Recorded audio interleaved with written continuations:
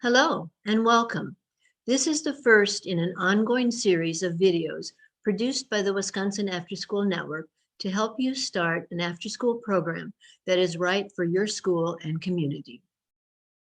Topics will range from basic considerations to organizational structure, to program design, staffing, and curriculum. Each of you is at a different point in your planning process. Videos may be used to review your process or to advance you to the next steps. In addition to the videos, you may direct questions to our team of consultants by emailing at the address that will be on the last slide.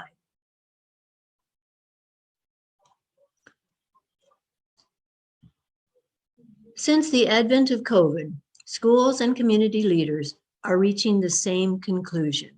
Children, now more than ever, need after-school programs. The reasons are varied and reflect different community needs, from academic gains to enhancing social emotional skills. As you build support for starting an after-school program, it is essential that you take time to identify and clarify why are you spearheading this effort. You are the cheerleader. You need to get people excited about why an after-school program is a great idea. There is a lot of evidence-based literature supporting the importance and benefits of after-school programs. One such benefit or one such resource is noted here.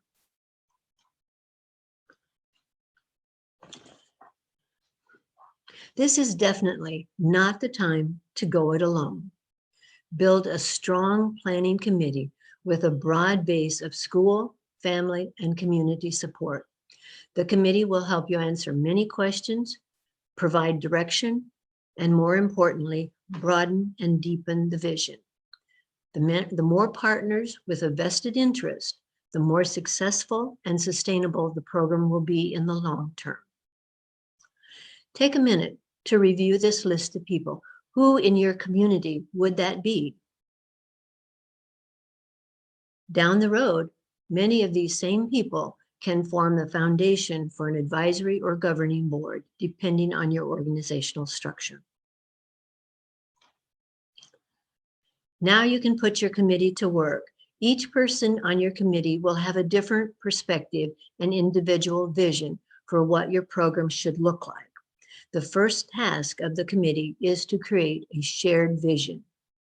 Then for that vision to take shape, the committee needs to gain as much information as possible about the community and what are the needs.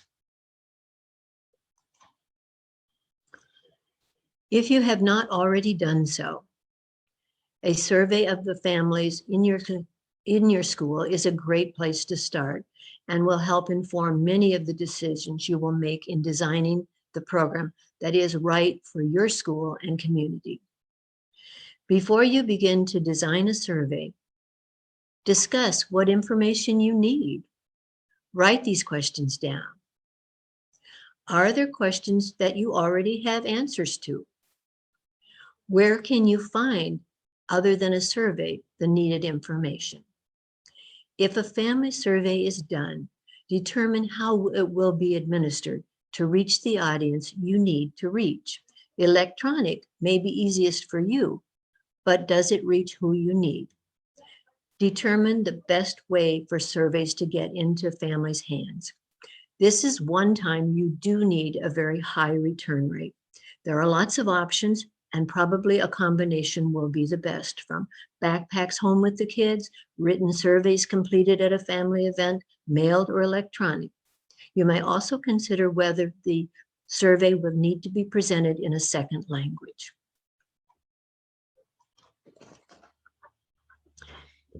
Here are a few tips for designing the survey.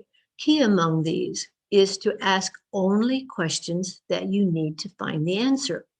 If you don't need it, don't ask.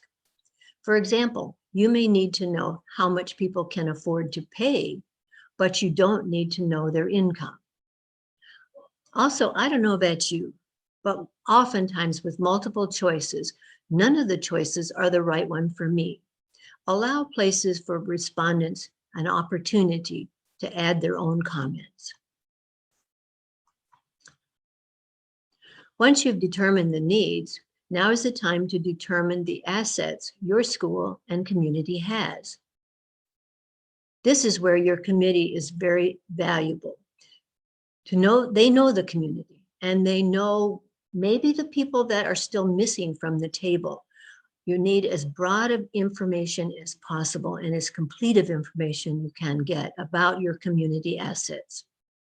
You also know are there other providers in the community that you can partner with and begin to build relationships together.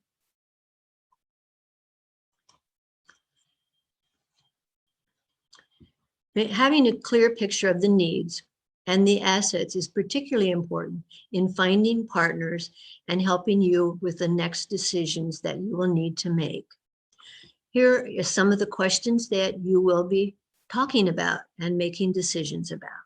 These first two questions: who will operate the program, and what are the licensing regulations and consideration? These all will be answered in many of the upcoming videos that we will be doing. There is a lot to be done before you can open the doors to the kids. We hope these videos will serve as a guide as you create a program that is just right for your school and community.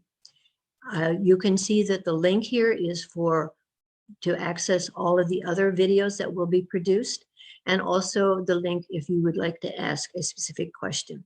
We thank you for your time, and we hope these videos will be helpful to you.